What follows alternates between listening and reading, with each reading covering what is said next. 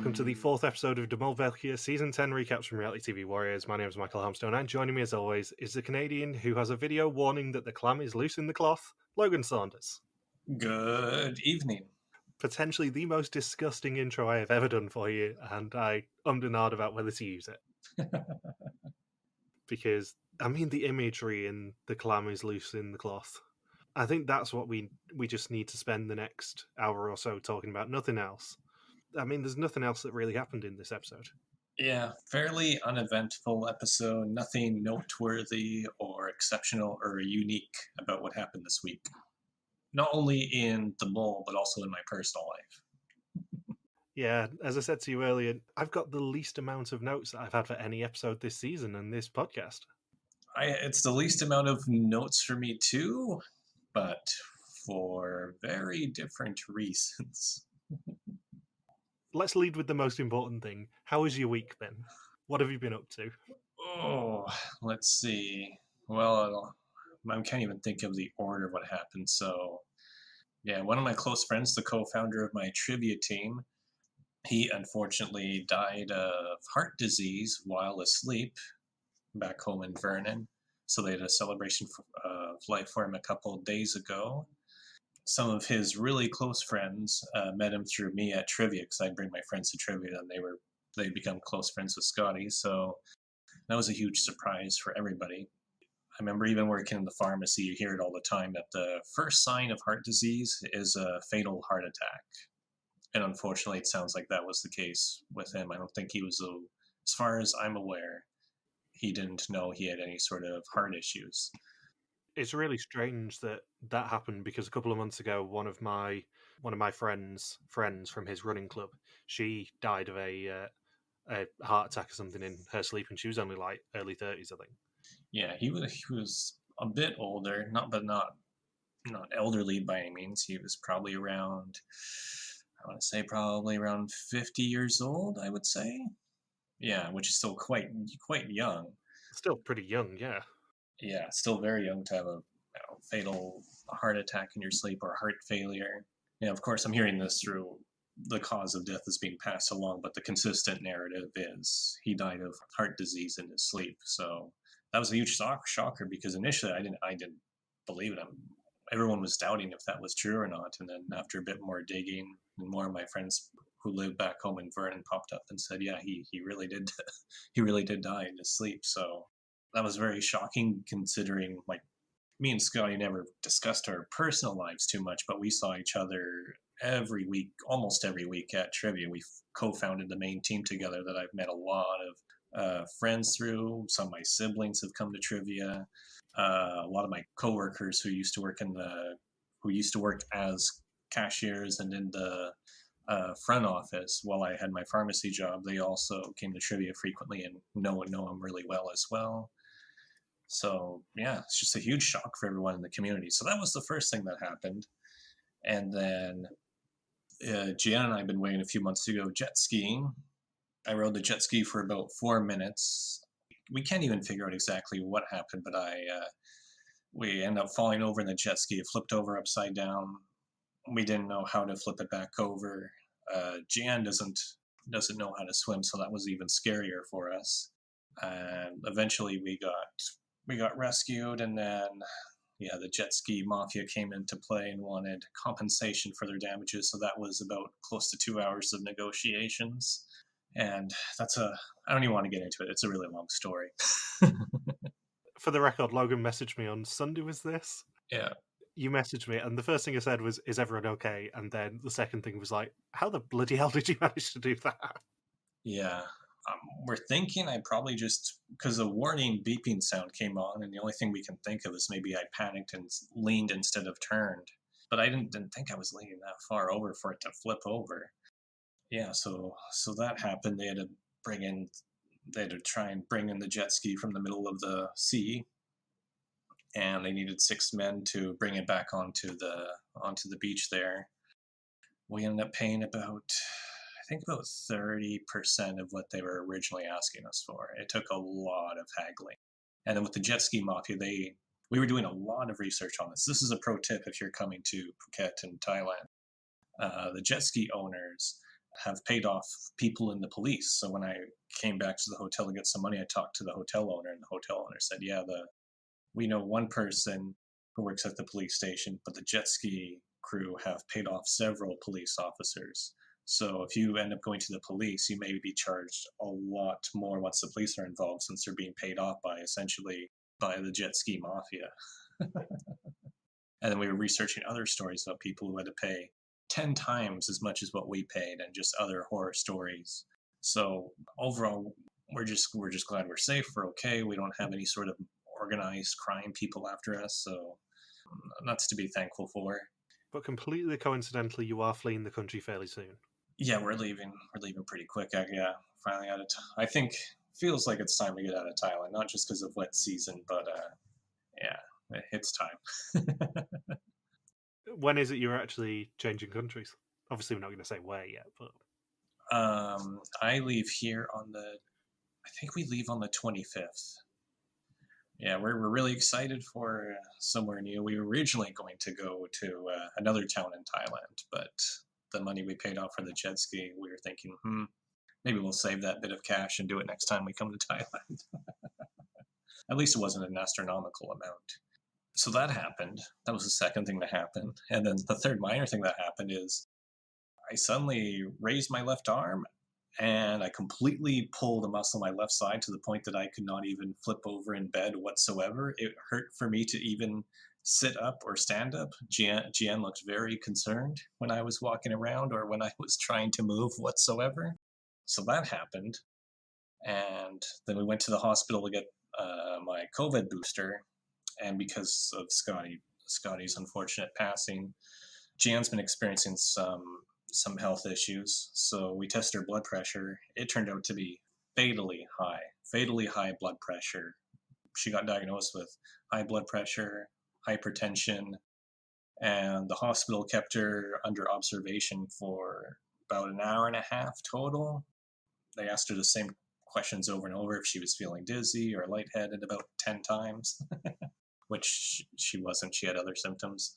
And yeah, they kept her in the hospital for an hour and a half, being overseen by nurses and a doctor. And yeah, she got prescribed some medications. The symptoms she was having before we tested her blood pressure have greatly diminished even after 2 days of doses. So on one hand, it's unfortunate that Scotty passed, but on the other hand, it was that final bit of motivation for Gian to get herself checked out. And if she didn't get checked out, I mean, she had fatal, I think she got diagnosed with 190 over 110. And that was like the fifth time we had it tested after she had laid down for 20 minutes. It was at about 190 over 110. And I think the lowest it ever got down to was 170 over 110 was the absolute best reading we had out of the 5 tests. That's dangerous. Yes. Yeah. And I think the highest you want to be that's considered healthy is 120 over 80, I think, is the absolute highest you want to be in the healthy range. And then, yeah, you can imagine if you're testing at 190 over 110, if you type in those numbers into any Google search, the first thing that pops up is you need to go to emergency right now. Falling over in a jet ski may be the least of your problems. Yeah, so my general message to anyone listening out there, check your blood pressure. You never know what you're going to find out. And in this case, it probably saved Gian's life to get it checked and get into the emergency room. And I've had a not as hectic a week as you, but I mean, we are recording this on Tuesday, as most people know, thanks to the discussions in the Discord about certain things that happened in this episode. Tomorrow is my dad's 60th birthday. Oh, well, happy birthday to Ray. Yeah, so him and Mum are away for a few days now, leaving me and Mark alone for his birthday. So we went out for dinner last night. To the pub? No, to a restaurant this time. Because, okay. 60th. Fancy. Fancy for the Harmstones. We went all out. Mum and Dad still paid. And this past weekend, I sorted everything out for our little sojourn to Brussels in a few weeks. Yeah, speaking of which, I'll probably be booking the flight to Brussels directly, or either Brussels or to Amsterdam or Luxembourg, whichever ends up being the cheapest way to get to Brussels. Yeah, do it sooner rather than later, I would say, because I did find out, thanks to former Mole Elizabeth, that the 8th of May, which is the day that is the finale, is also Mother's Day in Belgium, apparently. Oh, wow. So that might explain why some of the hotels have been sold out. Oh, boy. I can't actually remember whether we've discussed the Antwerp hotel saga, but the hotel that I had on reservation hasn't even got capacity for when I was going to be there, which kind of sent me spiraling a little bit. But I've got it all sorted now. Just a light production meeting before we get into the really fun stuff of this episode. So let's now actually discuss the elephant in the room. And this is an elephant that it's fair to say has made a few waves internationally, because this is the first België episode in 3 years that has been spoilt for me, I think. And it was spoilt because Gilles de Costa, almost immediately after this episode went up, posted on Instagram all about this episode. And pretty much as soon as this episode finished, loads of Belgian newspapers had articles out about it. Presumably they had screeners. And pretty much as soon as it aired, loads of Dutch newspapers also had news about this happening. Because, as you said to me before we started recording, this has never happened before. In however many mole seasons there have been worldwide, it's probably about 80 or 90 by now, and I'm sure Bindles will correct me on that. Never has a mole quit mid-season, publicly. Yeah, I was about to say, but well, Netherlands has had, 20, well, depending if you include Mole Jr., 23, 24 seasons? 23 plus Mole Jr., yeah. Yeah, 23, and then this is obviously Belgium's 10th season. And then the American version, you've got, well, we can't run through every version, but I was doing the math in my head anyway, and I was thinking, yeah, probably close to 40 seasons I've seen. And yeah, this is the one thing that people always guess, along with the mole not being unmasked. This is one of two scenarios that people are always very curious. What happens? What does production do when this occurs? And we even asked Gilles de Costa directly about this scenario less than a year ago. And it is the answer we got from him does not match what we saw in this episode. For once, I will defend him slightly here, because he did guest on our friends over at Trust Nobody's podcast yesterday. They did a special episode with him all about this. And apparently the reasoning was that they really didn't want to cancel it. And it had got to the point where realistically they could still replace the mole and have the rest of the season still play out. If it had got much later, if Philippe had hung on for another episode or two, they probably would have had to cancel the season, because they wouldn't have had enough time to put a new mole in place and actually give them the chance to be the mole. So, because it was halfway through the season, they could still realistically go, well, technically it's now just 2 half seasons, and we've got another mole taking over for the last half of the season. Yeah, the Philippe half, and then the other half of whoever has been chosen as the replacement. I mean, from our point of view, obviously it's an absolute mess, because we do the predictions pool, which, I mean, I'm inclined to just carry those teams over and keep it the same, if you want to. Yeah, I would just keep it simple. With First Suspicions, obviously, we can't really just Second keep those Suspicions? going. That's what I'm getting to.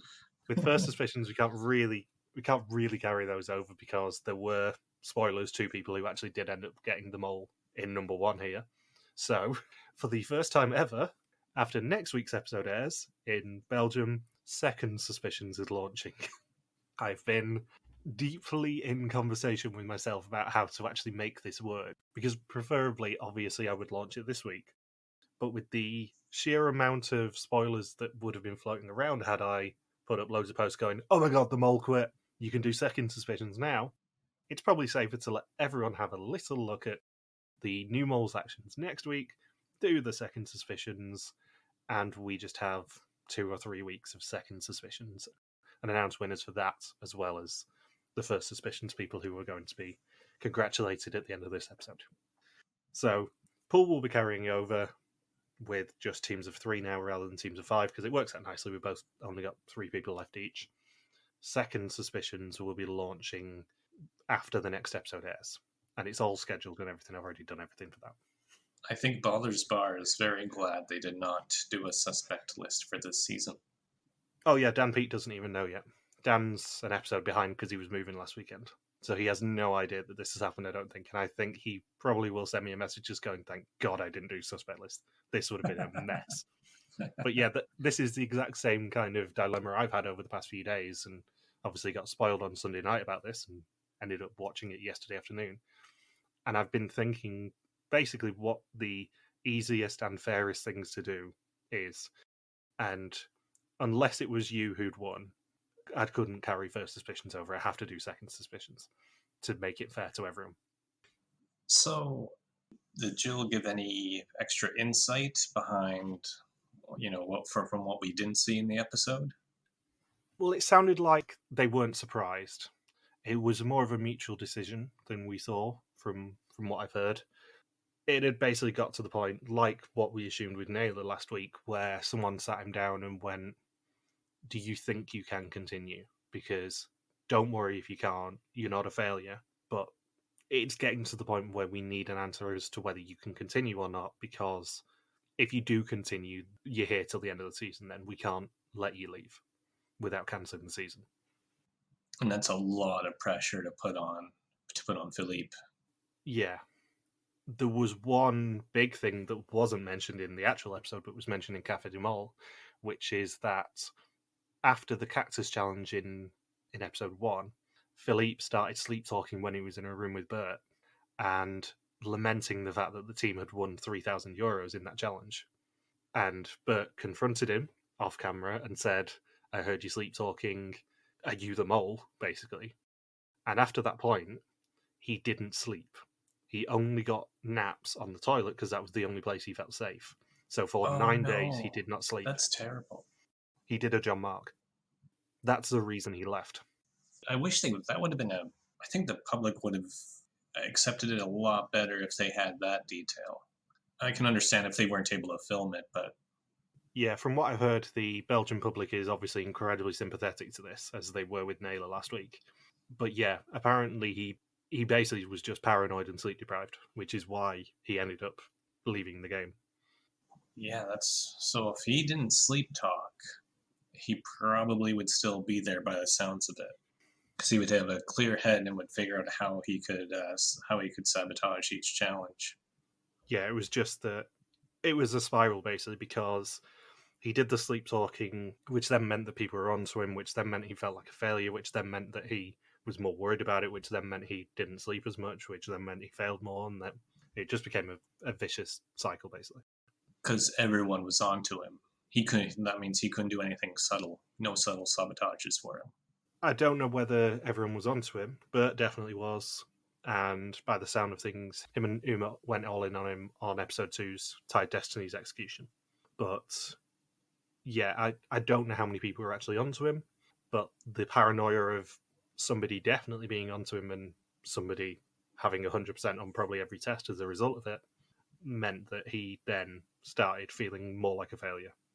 I wonder if what change that might happen for next season is everyone gets their own room. Yeah, I was thinking that. It's probably the easiest solution. I think they'll probably end up doing more tests with the person they pick as the mole as well, off screen, to make sure that they're able to cope with the immense mental pressure that being the mole comes with. Yeah, that's a very underrated aspect. It's not just the contestants, such as Jean-Marc, who comes under complete stress, but the fact that the mole is the centerpiece of this whole thing, and if the mole isn't succeeding, then the mole isn't succeeding. Yeah. And you can tell in the past few episodes, they were doing really well in the challenges overall, and I'm sure he was just annoyed, like, I can't get any momentum going. He probably felt like he was running up against a brick wall too for the last 3 episodes. Oh yeah, because the team have been very successful and basically stonewalling him. Even with the design, like, one thing that when I point out that seemed really off to me in my notes was when they were figuring out the 3 groups for the drag queen challenge, and then Philippe was super quiet and reserved, and he just quietly said, yeah, I guess he'll be a designer, as if he had no desire to be in any of the 3 groups. And then even during the challenge, he let Anka take complete charge of the designing task, and he contributed very little.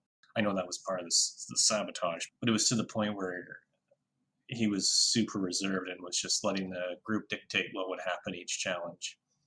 I bet you that was the huge red flag for production where they intervened and told Philippe and probably asked him, this isn't going to get any easier. The group is smaller. That means you're going to be under a microscope even more.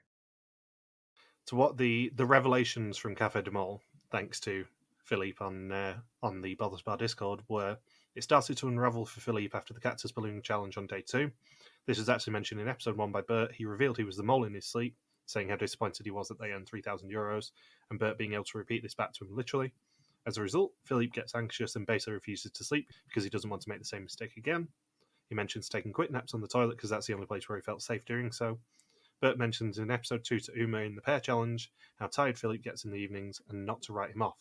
They then say they went all in on one person, I assume Philippe.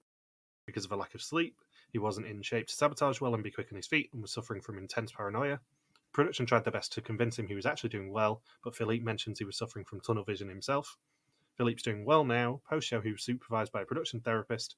My opinion, big applause to production for being able to shift gears in the way they did. From what Gilles said on Café de Mole, it really does seem like they genuinely take mental and physical health very seriously, and it's not something hollow that they said on the episode. Yeah, these are two very, very unique episodes to air back to back. We get essentially our first medical evacuation due to a physical injury, and now we lose somebody due to a mental injury. Yeah. And not just someone, but The mole. we lose the mole. The centerpiece. There is no way to understate it. The mole has never left the game early before publicly. And I say publicly, obviously, because as we mentioned, it may or may not have happened in a Fiesta Mole season fairly early on. We don't know still. I can only imagine Netherlands and Belgium, they're watching news like, and this is the latest in the Russia-Ukraine conflict. Oh, wait, we have to interrupt you. Breaking news, the mole has quit. It has genuinely made massive news in Benelux. It's quite startling how much of a big thing this has become in both Belgium and the Netherlands. Well, it's going to be in the past 2 years, the main discussion point has been about mental health, especially through the pandemic. And here we have a prime example on the biggest TV show in the Benelux area of somebody suffering from a mental health issue and needing help to get through it. Yeah. I mean, I say this time and time again, and I'm thinking back to our Georgia coverage. I love it when things go wrong for production and they have to scramble. I've made no secret of the fact that it delights me when players especially get the best of production and they have to adapt on the fly as well. And I feel so bad for the Belgian team here. It's the first time ever when something like this has happened and I've gone, actually, I feel really, really bad for them because you know as well as I do that after Vietnam, Gilles loved the season, as does pretty much anyone who's seen it. But he said to us at the finale, I never want to have to pick a mole on location again. It was so stressful. And now he has to do it again. Yeah, not only are they having to do it again, but they're having to do it halfway through the season when everybody is already up in each other's business. That is a really tough challenge for anyone to get involved with. And it's a super fascinating one. I don't want to see this happen ever again, but I just want to see it happen once where the mole quits halfway through and they do pick a new mole, because there's a lot of mind games. If I had to make a prediction, they're going to earn very little money over the next, what is it, 4 rounds left? 4 rounds left to play. They're not going to earn that much money. And everyone's going to try and act like the mole as much as possible, I would assume. There has to be a lot of mind games that are going to go on. But what would be even crazier is if the next person they choose also talks in their sleep and reveals they're the mole, and then quits at final 4, and then they have to pick a new mole at final 3. I would have laughed so hard if the first question that we saw Gilles ask everyone is, do you sleep talk? Imagine if that was the question on the first quiz too. Like, did the mole reveal that they're the mole in the first after the first challenge of the game? I mean, fascinating is the word that I used when I first found out about this, because it is really, really interesting. And I saw a comment from someone on Sunday going, "Oh, the season's ruined now. There's no way they can come back from this. At least Midden was good this year." And I'm like, "Oh no, this is not just really interesting. It's delicious for production to have to adapt to on the fly."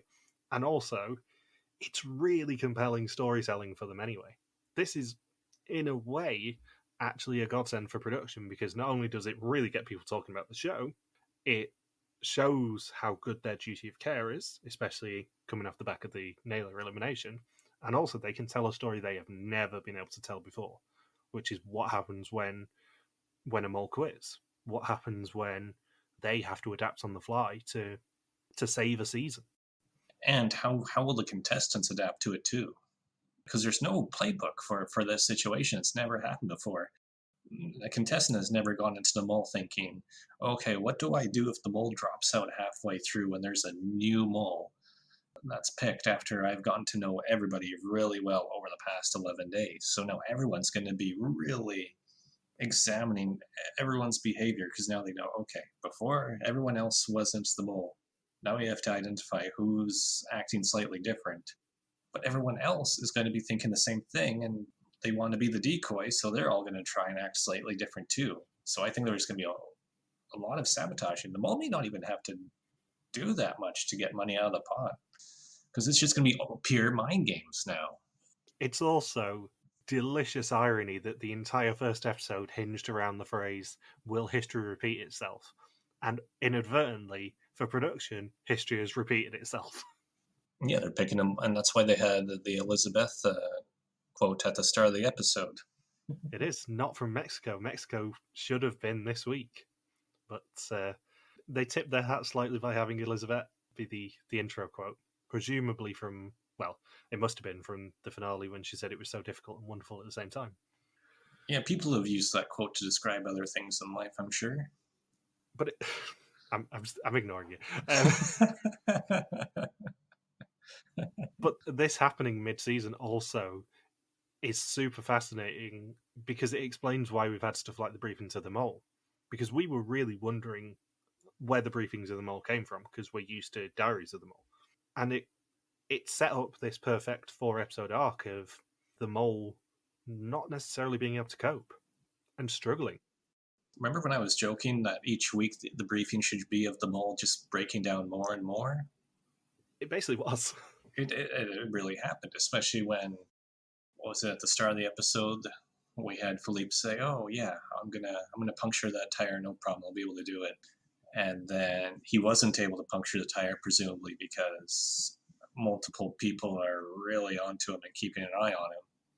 And it's kind of poetic because later on the designing challenge, they had that task of needing to hammer the nail through the stump within 6 tries.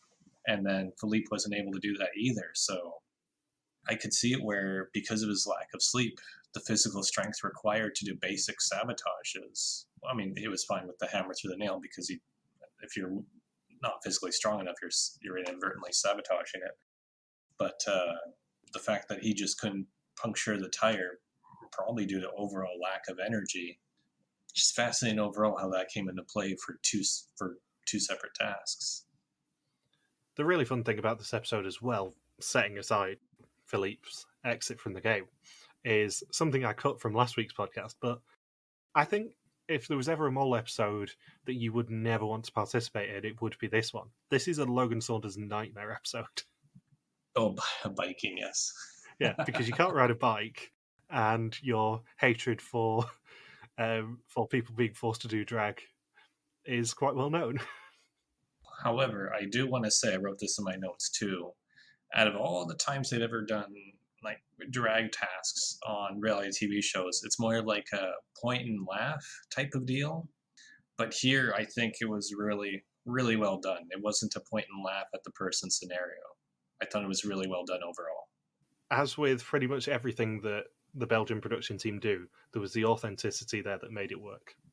Yes. Yeah, they went all in on it. And then Manu and Manu's charades. We are going to talk about that soon.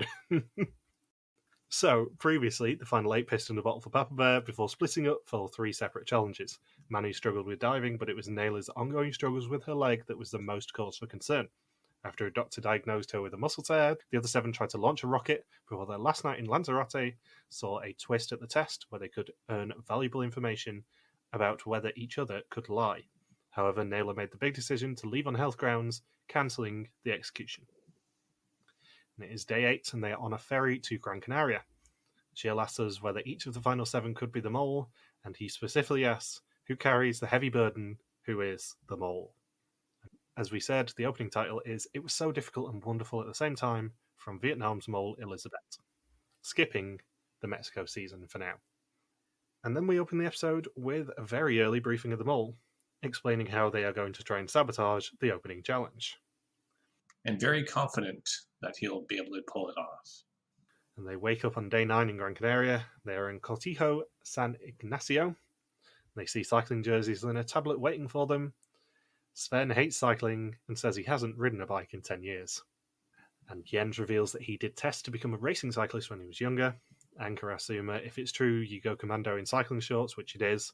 She uses the frankly disgusting description of letting the clam loose in the cloth. It's just a mental image. Yeah, we find out, that also Uma goes commando. And they are heading to Barranco de Guayadeque, scored to Iggy Pop's The Passenger, which is specifically stated to be on the Moles playlist because it's all about being a passenger. Gilles tells them that they will be racing up a mountain on a route that is 8 kilometres long. They can earn up to €3,000 for the pot if they win, but to have a race they need an opponent, and he brings in professional cyclist Thomas de Gendt. He has previously won the Mont Ventoux stage of the Tour de France and come third in the Giro d'Italia. The good news is that not everyone will be riding all the way. Only one person has to ride all 8 kilometres. That person will be determined by the physical test that they did at KU Leuven a month before departing. Unsurprisingly, given what we know about the group, Jens was by far and away the leader and will be the person who has to ride all 8 kilometres. How did Germany Jens fall for this too? I don't know. I know you tweeted about this, and I posted a message in the Discord about this when I thought exactly the same thing.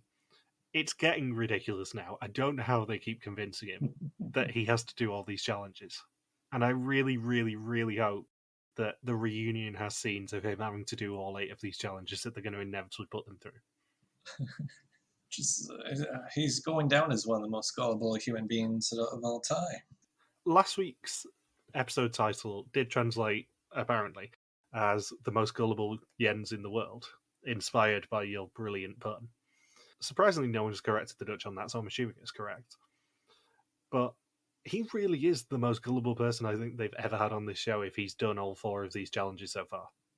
I don't understand how he keeps falling for it. Like the preview for next week showed a water slide. Did he do a bunch of water slide testing too? When they said, oh no, this is just for a dating show. Yeah, but he did it in the Ardennes. That was the problem. They set up a water slide in the Ardennes for him. Yeah. That would be freezing. Their route is 18 kilometres shorter than Thomas's, determined by the experts to be the exact amount required for him to arrive at the same time as Jens. The other 6 have 3 potential finish lines and have to decide who stops where, and they pair up Anka and Manu for €500, Uma and Sven for 1,000, and Philippe and Bert for 1,500. They only earn that money if Thomas doesn't beat the duo to their respective finish line, and only earn any money if Jens isn't beaten to the top of the mountain. Obviously, I'm way more up on my cycling than you are, and I have to say, Thomas had a few very unfair advantages here. It is a bit unfair to them that they weren't provided with proper cycling shoes with clip-in ability. Obviously, it's probably a little bit of a liability with certain people in this cast, but it makes you significantly more efficient. Thomas also is wearing a proper cycling skin suit, which is significantly more aerodynamic. So he would have been much faster as a result of that. They're the 2 main advantages that he had, other than, being a professional cyclist and being much better at cycling than any of them. Yeah, he started how many kilometers back of them? 18? That's a fairly decent equalizer. Yeah, the other thing that is worth flagging as well is that Jens says he was training to become a professional racing cyclist, and racing cycling is a completely different discipline to being a mountain climbing cyclist. Yeah, long distance, right? A lot more strenuous, a lot more cardio involved. Sprinters, obviously, short distance, maximum power. Climbers, obviously, are basically mountain goats and much better over a hillier terrain. And as they said at one point, I think the last stage of this race was 15% gradient at one point. Yeah, right before the end, right where the e-bikes were. Yeah, which is absolutely bonkers to even think about having to pedal over. So Anchor and Manu end up being only a kilometre from their finish line, but Thomas catches up quickly. They can stop Thomas in his tracks by doing a track stand, balancing on their pedals without touching the ground. As long as they are balancing, he cannot move on. Anchor plays psychological games with Thomas, but they only last a total of 40 seconds, and then Gilles picks them up in the support vehicle and is not exactly kind to them. Wonder how bored would you have to be to balance like that for an hour and 3 minutes? Knowing cyclists, I'm not surprised. Track stands, as the name suggests, is more of a thing on the velodrome, which I have done once and was absolutely terrifying. It's more of a thing because you are obviously at a particular start line. You don't want to be stood on the ground while everyone else is getting a standing start, basically. So you have to learn to track stand and be able to balance on the pedals. So I'm not surprised someone has done that for an hour. Imagine being the person who keeps trying to break that record, and then you find out, oh, you lasted an hour and 2 minutes, hour and 1 minute, hour and 2 minutes and 20 seconds. Yeah, it's obviously a ridiculously difficult thing to do, especially if you've never tried to do it before, as I suspect Anchor and Manu haven't. It requires a very good sense of balance. So Sven still has 300 metres to pedal, but Thomas is only 800 metres behind him. And they can stop Thomas at the second line too by naming as many Belgian Tour de France stage winners as possible since the year 2000. And apparently there are 13 of them. Philippe reaches the second line and has to be told he's got one more to go. Sven reaches the line and beats Thomas there to potentially earn them €1,000. And then Sven proves his trivia credentials by rattling off 5 different correct answers. Each correct answer gives Thomas a 10-second penalty, but as soon as they name one incorrect cyclist, he can start moving again. Philippe then falls behind, still having 250 metres to go to his line, and Thomas is 600 metres behind him, but reaches the third line where he can hold Thomas up one more time. However, he needs Philippe there to do it. Philippe gets a cramp and struggles just about crossing the line before Thomas turns the corner. They can stop him moving by doing the 4x classic mini challenge of holding stones above a wire between 2 posts. As soon as one of them hits the rope and breaks it, Thomas can start moving. I wonder with Thomas, I really hope that his water bottle actually had water in it, because if memory serves me correct, not all water bottles on the season are filled with actual water. Oh no, it was Naylor's piss bottle. We never saw Naylor's piss bottle again. It was just Naylor's sample. Producers think of everything. We've penalised Thomas further by giving him our own electrolyte drink, Naylor's piss bottle. Then we'll tell him, no, this is the real water bottle, and it'll be a thermos containing very hot coffee. So Gilles gives Jens an ultimatum when he's a kilometre away from the end. He can halve the amount that they're playing for, but in return he will get an electric bike to help him pedal. It is waiting for him right at the last kilometre, and he decides to take the offer and swaps for the e-bike. I don't know. That was really suspicious. He really went up in my suspect list. This is the thing. We're now doing a podcast where I mention suspicious things, and we both just have to go, yeah, they're not actually suspicious because he wasn't the mole. Yeah, it's all for naught. Yeah. This is, not for the first time with us, utterly pointless speculation, and it's delightful. He went up to number 4 on my suspect list after this task. Were you still doing your suspect list up until the Philippe quit? Yeah, up until he announced he was quitting. I'm like, oh, Philippe was number 5. Once again, someone who I did not suspect to be the mole went home, even though that person was the mole. That's how bad my luck has been all season. So Jens gets some support from the crowd as he pedals past people at picnic tables. The support car are disappointed to see that he took the e-bike, and he's only 400 metres away, but Thomas is very much catching up. And he crosses the line, earning the team €1,500 of 3,000 for the challenge. Thomas is 52 seconds behind him, less than the total of what the team slowed him down for. Anchor asks if he's coming for a drink, and he, of course, says yes. Now, the one thing that I do need to mention on the subject of Philippe not being able to pop the tyre, it might not be that he didn't have the strength. It might just be that production stitched him up a little bit, because up until Jens switched bikes, they were on proper road bikes. There is a non-zero chance that they had tubeless tyres on.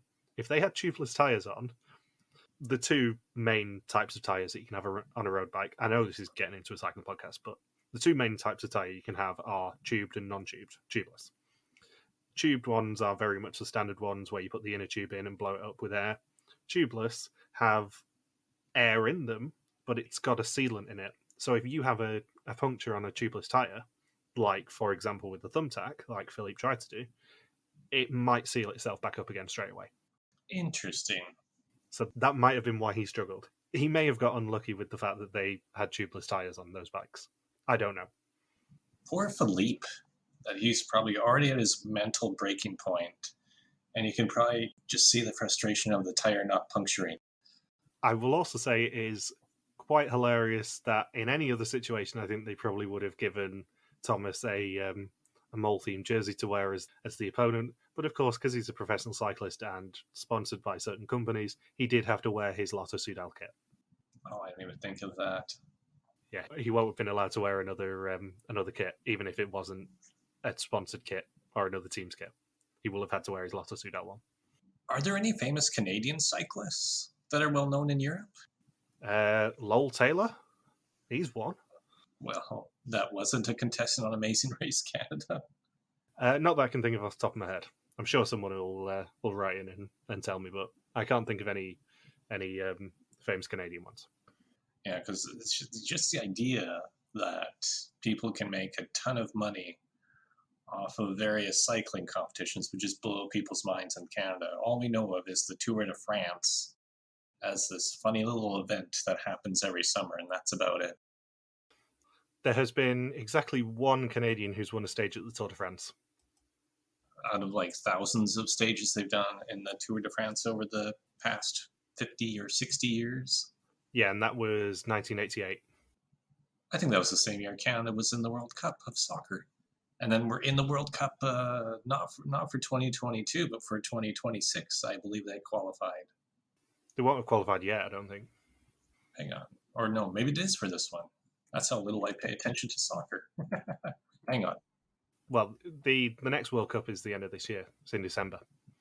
Yeah, Qatar. Yeah, they are in the World Cup. Awesome. Oh, they're in the same group as Belgium. Ah, don't tell Gilles that then. He'll be trolling you. So yeah, in summary, in terms of Wikipedia at least, there are no famous Canadian cyclists. Now, it's been a recurring thing this season where they've been a little bit coy about when they actually filmed. And I can tell you we do now have a definitive answer on that. Because day one was November 4th. And the reason I know this is because of a website called Strava. Are you aware of Strava? Nope, never heard of it. So Strava is like Facebook for people who want to brag about their physical achievements. Oh, like Endomondo. Okay. Yeah. But one of the people who wants to brag about their achievements is professional cyclist Thomas de Gendt, who in fact uploaded the entire bike ride that he did on this day to his Strava on November 12th. Is there a clue on his route? Did his route? Well, I guess a clue doesn't help anymore when the mole has quit after that task. No, but from that I can tell you that the ride up the mountain took him about 1 hour and 17 minutes, and the ride down the mountain only took him 33. The climb from the sea was 3,438 feet, and he averaged 15.1 miles an hour. And his maximum, which I believe was on the downhill section, was 48.7 miles an hour. And it was 62% humidity. It's a fair amount of humidity. Hence why he was absolutely knackered when he was at the top of that mountain. It's also fun to note that looking at his Strava, which as a professional athlete he does not have restricted to the public's view, which is incredibly entertaining for this podcast, it looks like he literally just flew into the Canary Islands for this challenge and then flew back home. Get a drink with them? Yeah, he didn't upload another ride in the Canary Islands. Is this next one, I guess, just when he gets back to Belgium? Yeah, his next one, weirdly, was actually in Leuven, in Belgium. So it looks like there was a non-zero chance that he flew in for this challenge and then flew out again a few days later. Oh, a few days, okay. I'd guess a few days later. You wouldn't fly in from Belgium, do a bike ride, and then fly back, I don't think. You'd presumably spend a few days there. Maybe he's a busy dude. Yeah, but I just think it was incredibly entertaining that my hunch that he might have put it on Strava was indeed correct, and finally gives us a definitive answer on when this season actually filmed. So we get our first Diary of the Mole of the season, which is that the group shares everything with each other and is extremely intelligent. As the mole, that isn't easy. And if, like today, you're unlucky with the tyre, I wanted to puncture, but it wouldn't puncture, I don't even know anymore. Until now, I've never really failed at anything in my life, but I feel like I have the past few days. And yeah, that crushes me a little. And Uma has a really interesting confessional where she says that she thinks Philippe isn't feeling well. Either he is the mole or genuinely sick. However, as we find out later, he is the mole and is genuinely sick. They are in Las Palmas on day 10. Everyone's still recovering from their exertion the day before, and Gilles comes in and tells them that they're not far from Maspalomas, where, as luck would have it, gay pride is happening. He's first looking for 3 men without stage fright. Sven immediately volunteers. I don't think I've ever seen anyone put their hand up faster. As does Bert, as he hopes they will, quote-unquote, paint him like a drag queen. Philippe says he would rather not, which leaves Jens as the 3rd man to do it. Yeah, those 3 guys are ready to put the ass in Mass Palomas. So the other 4 then split into 2 DJs and 2 set designers. Imra and Manu volunteer as DJs, leaving Anka and Philippe to be the set designers. And as she's leaving, Manu does tell the guys to remember to shake their asses. Yeah, Manu has a vulgar sense of humor throughout this episode, especially during charades. I don't know how anyone can hate Manu. She is very much my kind of people in this episode. Yeah, I was about to say, me and you would probably get along with Manu really, really well in real life. Oh god, yeah. I am very much looking forward to meeting Manu in a few weeks. I think she would be very fun. You know how we always get a good vibe from at least one person in a season, whether that be someone like human golden retriever Axel or known villain Bart. I feel like very much Manu is our kind of people. So Bert, Sven, and Jens will become drag queens and have an appointment with local drag phenomenons Gio and Dave. They will be judged by a professional jury later and can win up to 3,000 euros for the pot with a great performance. They begin by learning to walk in heels, and perhaps unsurprisingly, is scored by a very breathy version of these boots made for walking. Bert is walking like he's on stilts.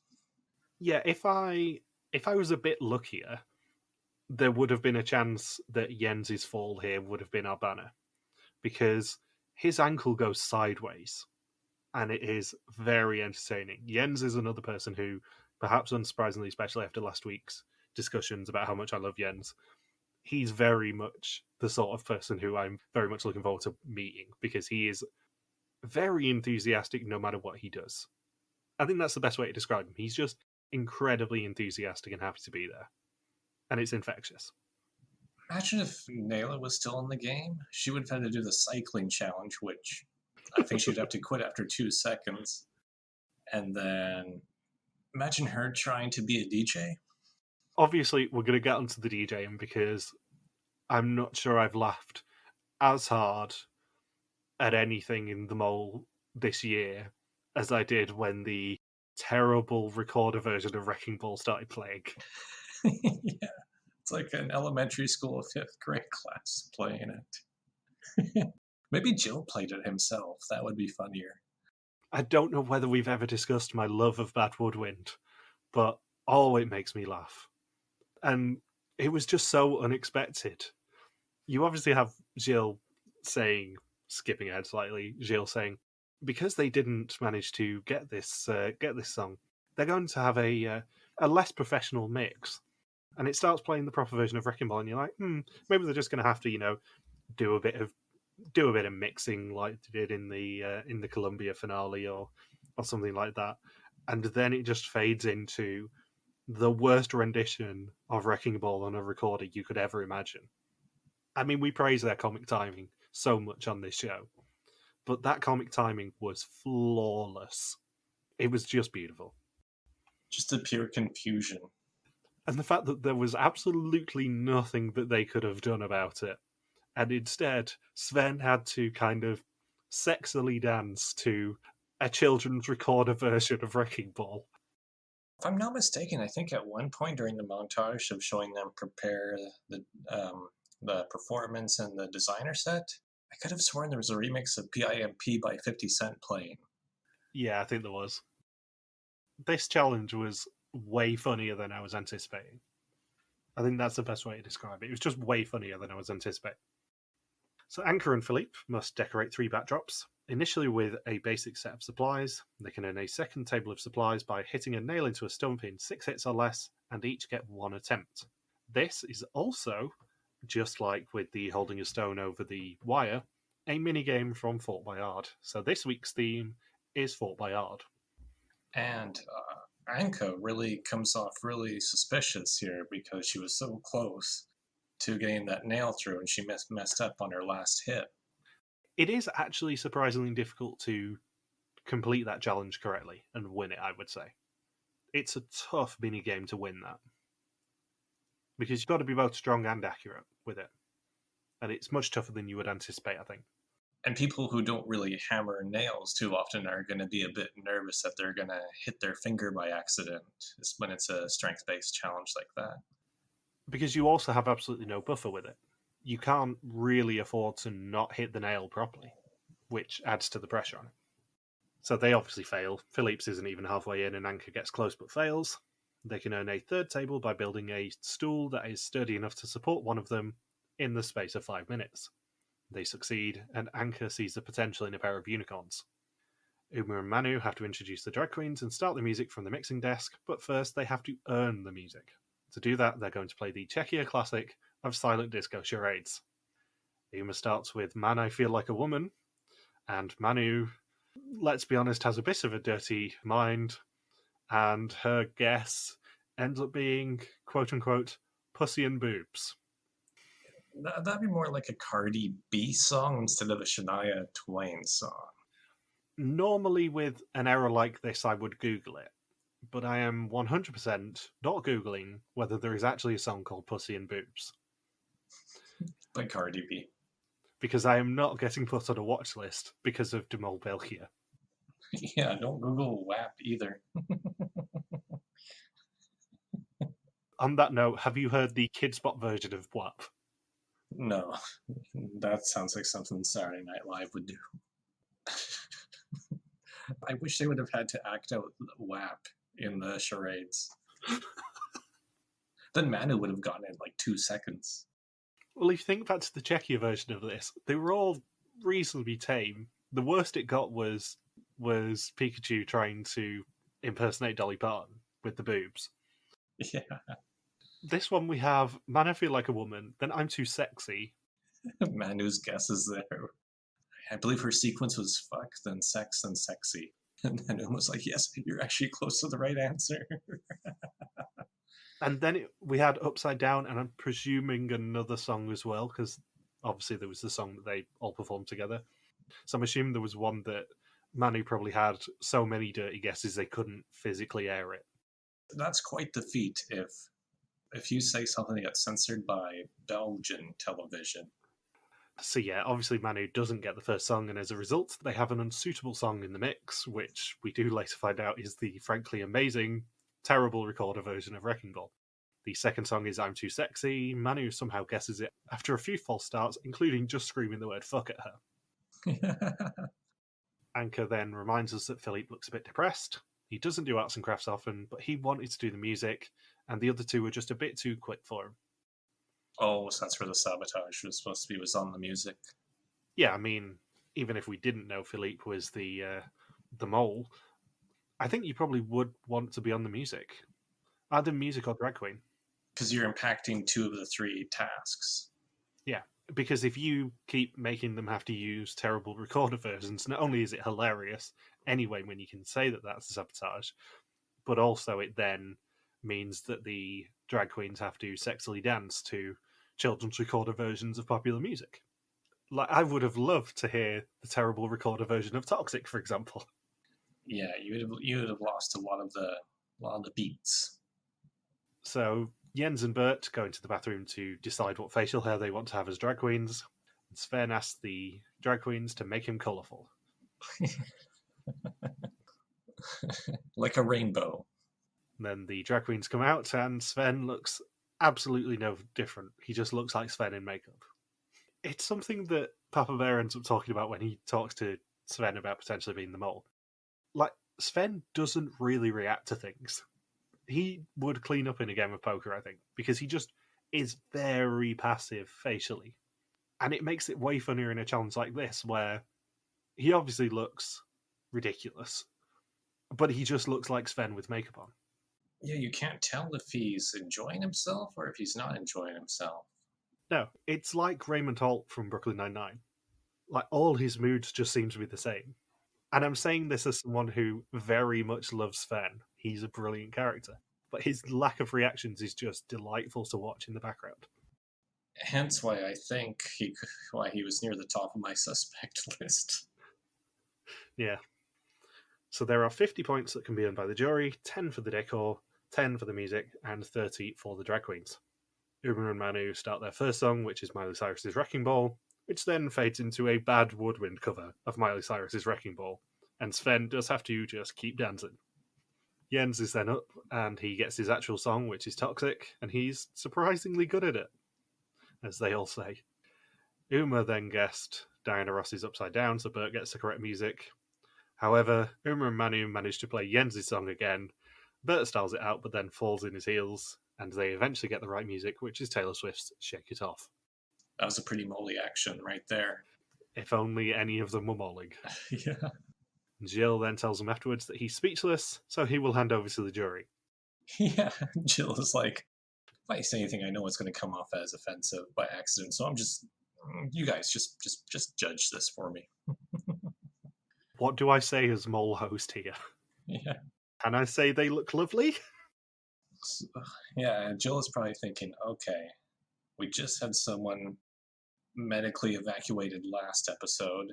Philippe is planning to quit probably by the end of the day. And the task we're doing involves recorders, drag queens, and unicorns. And this is the 10th anniversary, or the 10th season anniversary special. If they get 30 points or more from the jury, they will earn €1,000. For 35 points, it's 2,000, and for 40 points, it's €3,000. For the decoration, they get 7 points, and the music, they get 4, perhaps unsurprisingly. The drag queens, they get 9, 7, and 8 respectively, for a total of 35 points, and €2,000 of 3,000 for the challenge, 3,500 of 6,000 for the episode, and 16,350 of 41,600 for the season so far. Which is one of the highest ratios for money earned. It is. As you said earlier, though, I suspect that ratio is probably going to drop next week. Yep. And they go to dinner still in their makeup. Bert says it was a bucket list moment to do it for him. They wake up on day 11. There is no sign of Philippe at breakfast. He disappeared the previous night. Was he kidnapped? As did his suitcases. He comes on the screen and he's wearing an iron mask. And they have to find him at a nearby lighthouse. I'm strapped to the rocket that we launched last episode. I would love it if they did a sort of mole classic challenge at some point, like the Man in the Iron Mask. It's probably a little bit late in the season for them to do it now, sadly, but we've not seen that challenge done in years. The last one, I suppose, was Hannah's kidnapping in Argentina. Yeah, with the pizza. So they are worried about him being burned out, and apparently he has been struggling for days. Gilles meets them in the courtyard next to a screen, and Philippe leaves them a message. He explains that he's been quiet for a few days, and that he was the mole they were searching for. I thought with Jill's sense of humor that there was going to be like a really dramatic pause, and then the screen clicks back on, and Philippe says, "Kidding, gotcha. I'm just quitting. I was a contestant. Bye." No. Yeah, I'm actually the mole. Nay. In his briefing on day 1, he was relieved that he seemed to be doing well. By day 4, he was mad at himself. We see more of the briefings of the mole that we have seen during the season, including him finding out that Naylor had just said that it definitely isn't Philippe. By day 6, he was already cracking. He wasn't enjoying himself by day 7, and the feeling of failure over the past few days led him to be out of sorts. As a result, he has left the game and his role as the mole. I think nearly everyone was on him as the mole. Yeah, I don't know, because obviously we haven't been told that. I'm hoping we'll find that out at the reunion, because that will be very interesting. Yeah, because We figure what, at least two of the other six were on him, right? Bert 100% was. Uma presumably was after the Tide Destiny's execution, but we don't know that for certain. She may have just done it as a one-off and then not suspected him as much. I don't know. I don't know either. We know for a fact that Bert was going all in on him since week 2. Because it would be a bit odd for somebody to quit with only having one or two people on him. You think the production crew would say, hey, there's only one or two people who are on you. That's normal by the halfway point of the season. Yeah. I think this is probably the best time to talk about it. Obviously, they handled this wonderfully. We went into this in great detail last week about how kind the Belgian production crew are, how much they care. I mean, we've seen that just a little bit from how much Gilles and Lisa and everyone on the production crew has endured our bullshit, for want of a better term, and how they keep inviting us back, including in 3 or 4 weeks' time. Do you think that Philippe was up to being the mole? I know it's a tough question. It's a tough question to answer without reviewing the episodes once more. I think it's almost like the Nayla situation where in the perfect conditions, yes, but when anything goes wrong physically or mentally, maybe the answer is a slight no, probably not. I mean, that's a pretty big curveball to be thrown at on the first day to find out that you're a sleep talker as the mole. I think, for me, comparing him to all the other moles that we have seen, I think he's let stuff affect him a lot more, which is not necessarily a good quality for a mole. You need the mole to be a bit colder or really embrace it as a game. You have to be detached to a certain extent, which is why they test people so hard to see if they can. I mean, it's not like they just picked somebody at random out of the 11 people. Clearly, production crew, I mean, there's 10,000 people who probably applied for this season? More? 20,000? Whatever the hell it was. I know it's enormous numbers. It's a huge amount and it grows every year. And they say, oh, yeah, we're going to cap it this year. And then they inevitably don't because they might lose someone good out of it. Yeah, so the fact that Philippe was picked as the one person they wanted as the mole, tweeted out from 20,000 down to that one person, he clearly must have demonstrated a lot of very strong traits to be the mole. Yeah. The curveball to all this, of course, is the fact that cast your mind back to week 1, and we actually found out that Philippe was one of the intruders last year. So potentially they have had him in mind for a year plus at this point. Because as we know from this episode, they didn't start filming until November 4th. They filmed in September for Germany. So he would have had a year keeping the secret potentially of, oh, I was one of these intruders. He presumably applied again. He got through all the tests again. He met up with production and they said, not only are you definitely going this year, but we want you to be the mole. And I think that might have played in his mind as well, because he came into last season knowing that he probably wasn't going to get through. He might be on the mole, but he might just get a taste of being on the mole. And then he gets a call again and goes, you're definitely on the mole. Not only that, but you are going to be our number one person. You are going to be the mole. And I wonder whether that played into his head a little bit. I wonder whether he overthought it.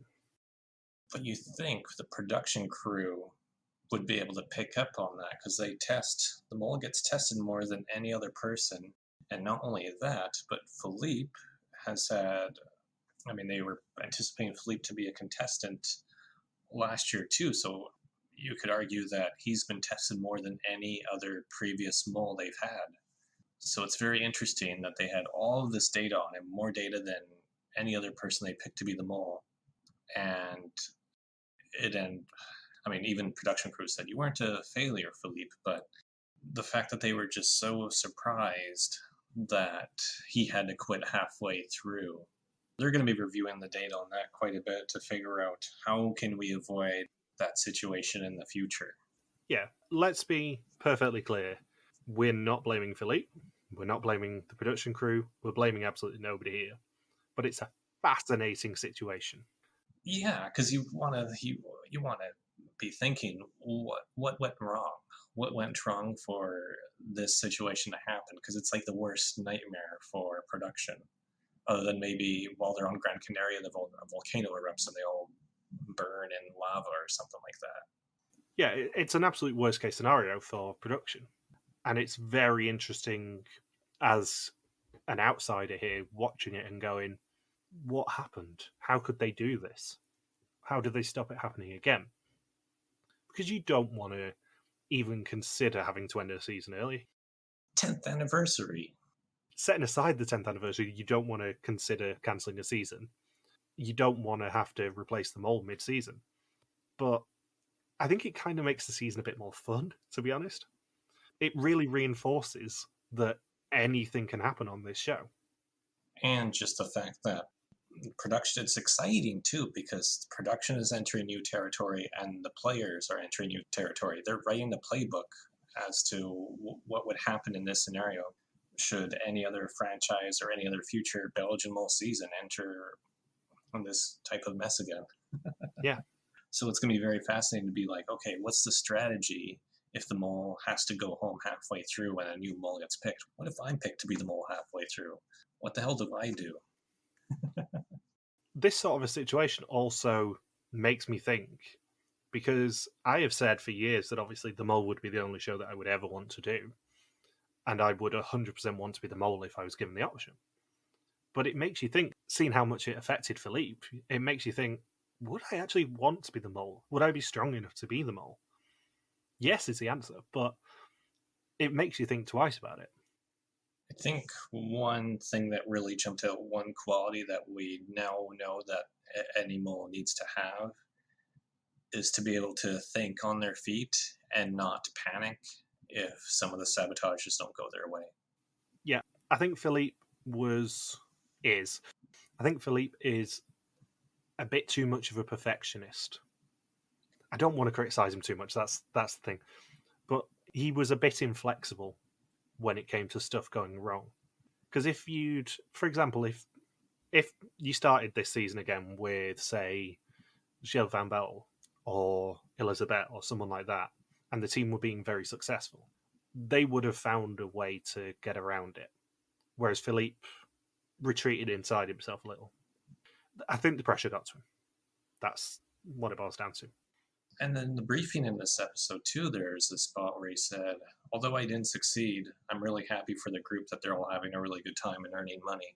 And I'm thinking you can't have that mindset as the mole either, where you're really thinking about the emotions of the group or the positive morale of the group. Like Van Boel, he thrived when the group was at each other's throats. He was genuinely having fun when he would get into arguments with the other contestants.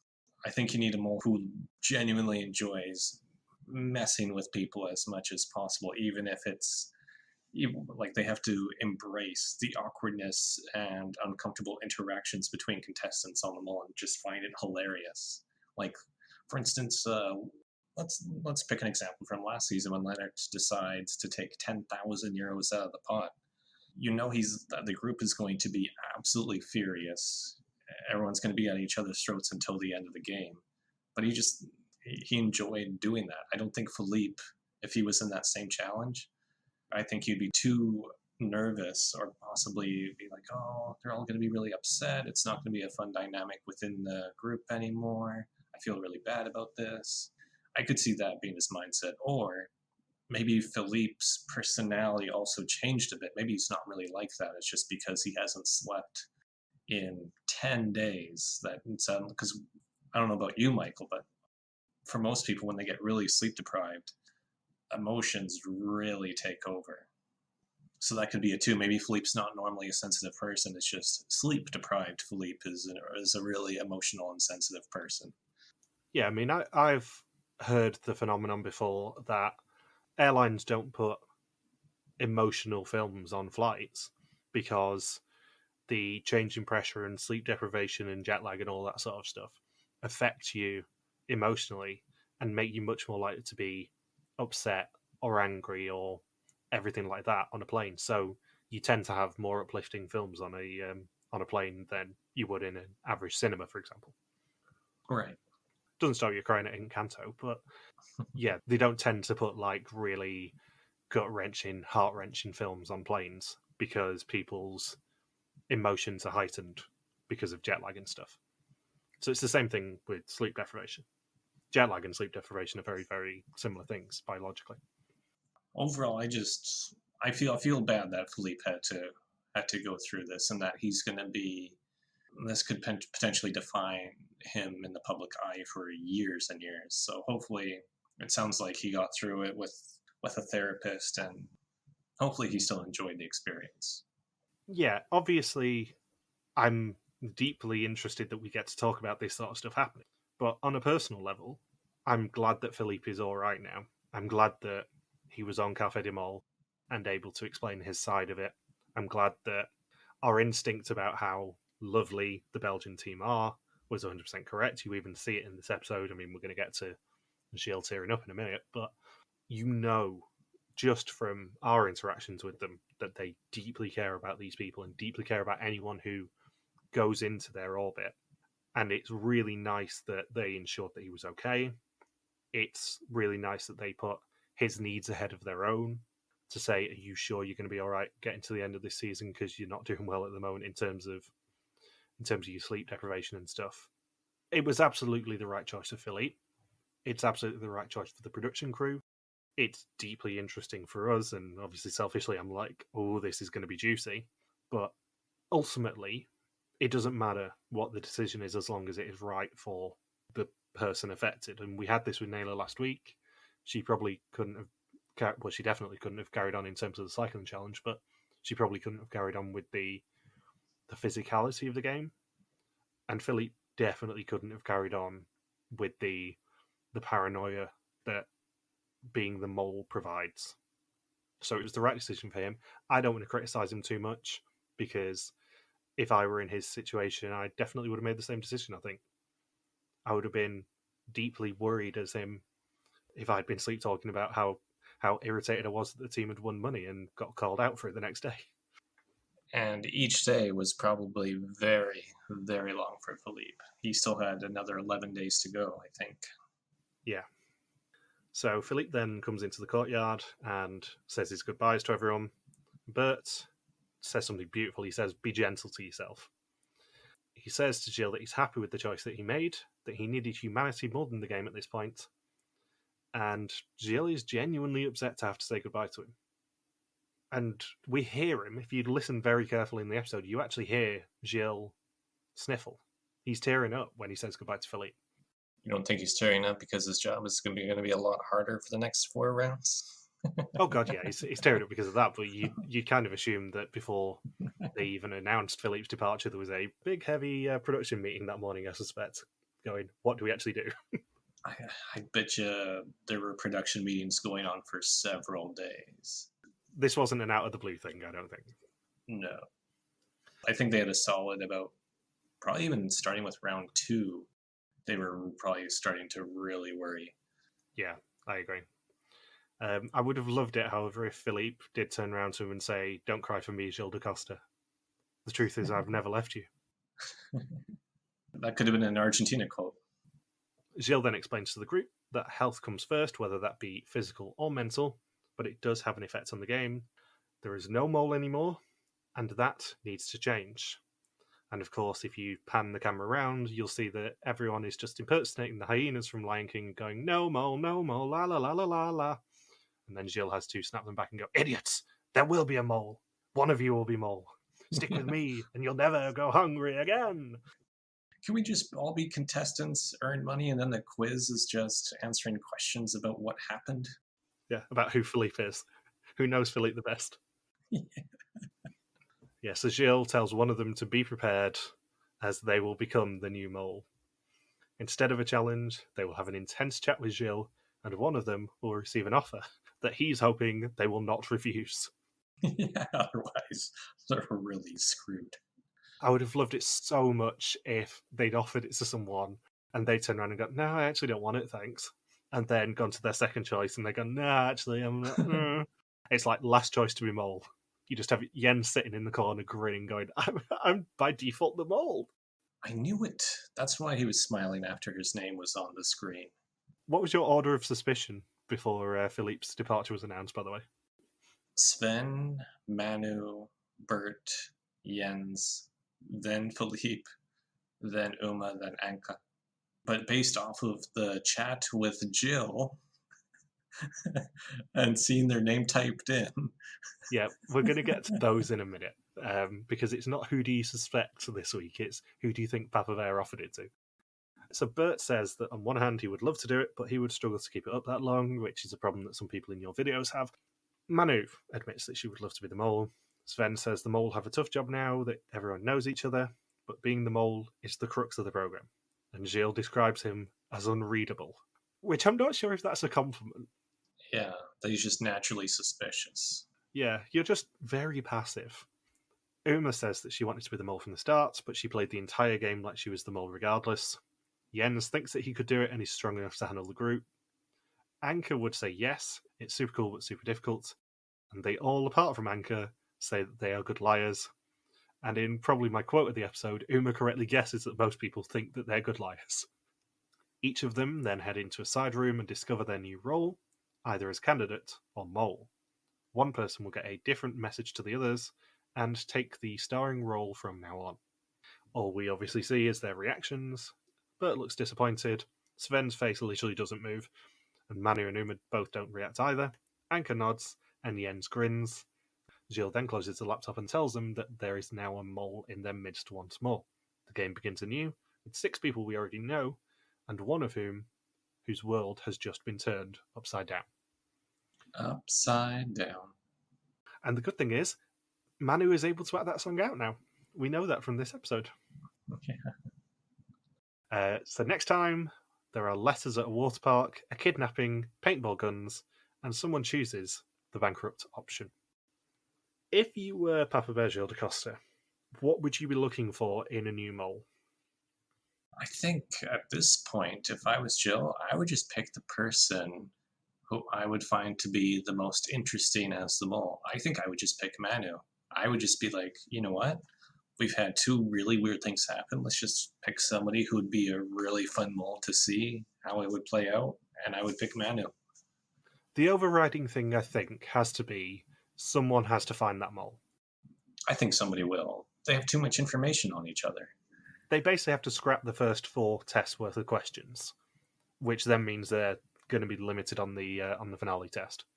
But they have to ensure so that 2 weird things don't happen this season, in terms of the 2 things that we've wanted an answer to all the time. We don't want both of those happening in the same season. So you have to pick someone who's going to be a reasonably obvious Mole. You have to pick someone who's going to be not necessarily openly antagonistic, but someone who will challenge the group, and someone who, even if the group knows who it is, they will have to go out of their way to get in the way of. And I think you probably pick someone like Jens, who very much has brought a lot of the money in, but is very much enthusiastic no matter what he does. Or, as you said, you pick someone like Manu. Because Manu also solves another issue that Gilles talked to us about last year, which is representation.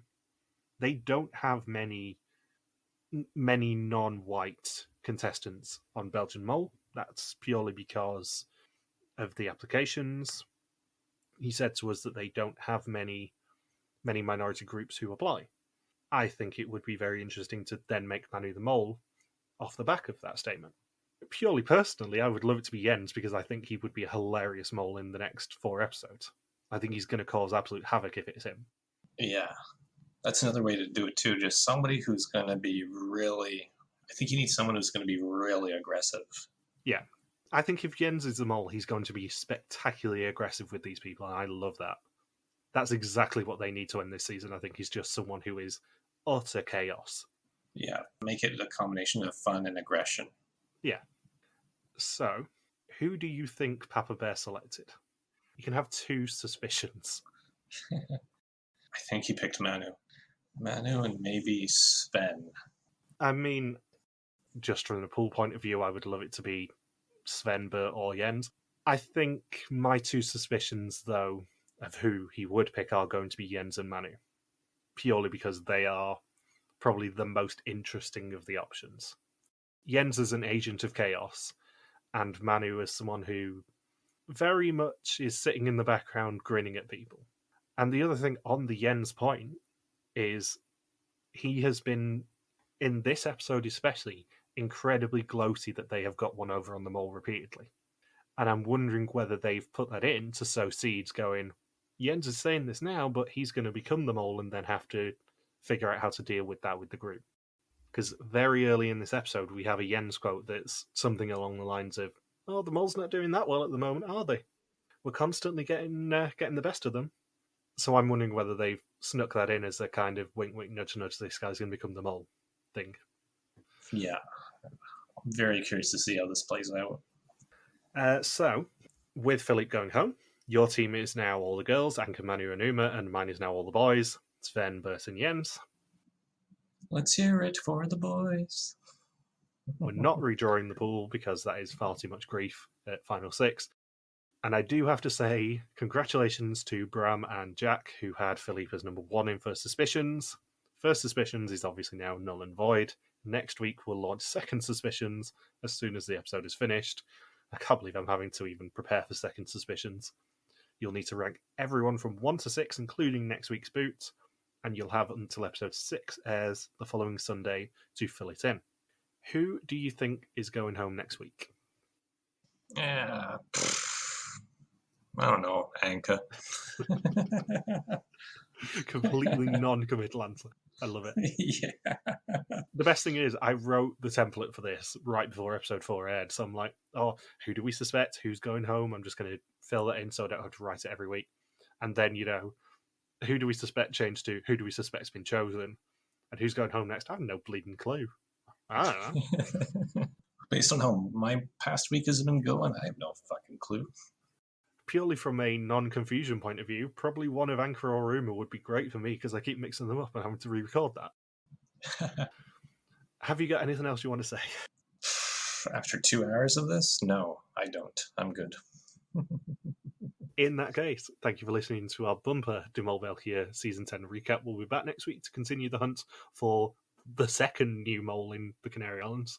Don't forget you can contact us on Twitter, Facebook, YouTube, or Instagram where we are RTV Warriors, or you can email us on contact@rtvwarriors.com. Logan is on Twitter @LogsQuacky, and I am MJ Harmstone.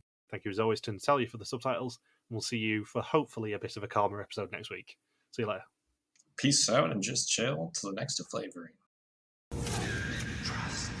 No king, la la.